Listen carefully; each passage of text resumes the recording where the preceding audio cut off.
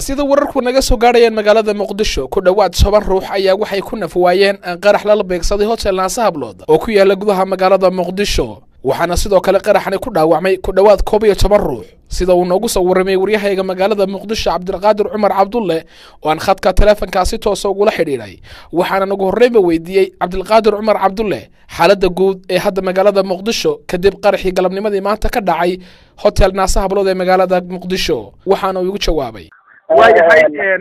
Cabdilqaadir Cumar Cabdulle waxaad iga warantaa xaaladda guud ee hadda magaalada Muqdisho kadib qaraxii fikriya sida la soconaba waxa soo gabagabowday howlgalkii ciidamada ammaanka ay ka wadeen hotelka Naasa Hablood ee magaalada Muqdisho oo dabaasha shantii galabnimo iyo qadar daqiiqada ay weerar ku qaadeen rag ka tirsan al-shabaab oo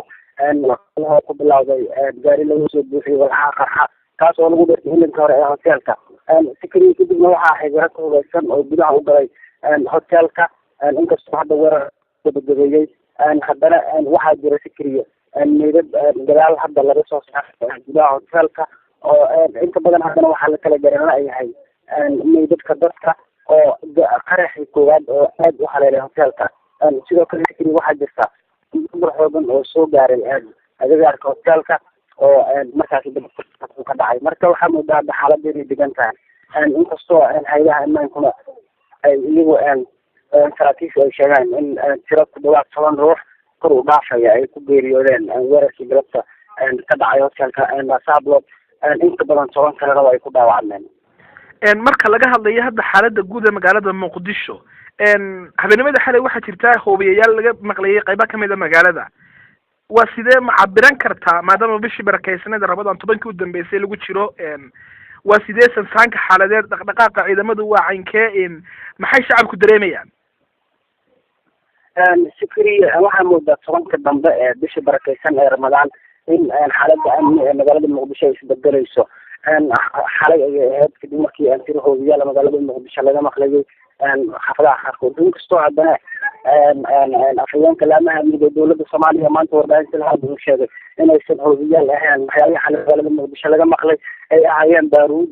markaasi dadku lagu casigelinayay laakiinse waxaa moodaa fikriga 10ka dambe ee bisha barakeysan ee Ramadan in haddana xaaladda ammaanka magaalada ay markaasi aada isku soo tarayso inkastoo saraakiisha laamaha amnigana ay ka hadleen fikriga waxaa moodaa inta badan hoteelada inay iyagu yihiin kuwa u nugul weerarada caynkan oo marka lala barbar dhigo meelaha kalenta ay weerarka ka dhacaan waayahay Cabdilqaadir Cumar Cabdulle ugu dambeyntii waxaan jecelahay inaan ku weydiiyo yaa sheegtay qaraxa dadkii xagee la geeyey dhaawac ahaa bal warbixinta adigoo noo soo koobaya fikriya hadda muddo wax yar laga joogo ayuu soo gabagaboobay weerarka saraakiisha laamaha ammaanka ayaa meesha kula hadlay saxaafadda oo iyaguna sheegay markaasi inay weerarkii soo gabagabeeyeen inkastoo burbur xoogan oo haddana meesha soo gaaray weerarka waxaa sheegatay xarakada al-shabaab oo iyagu ka dagaalama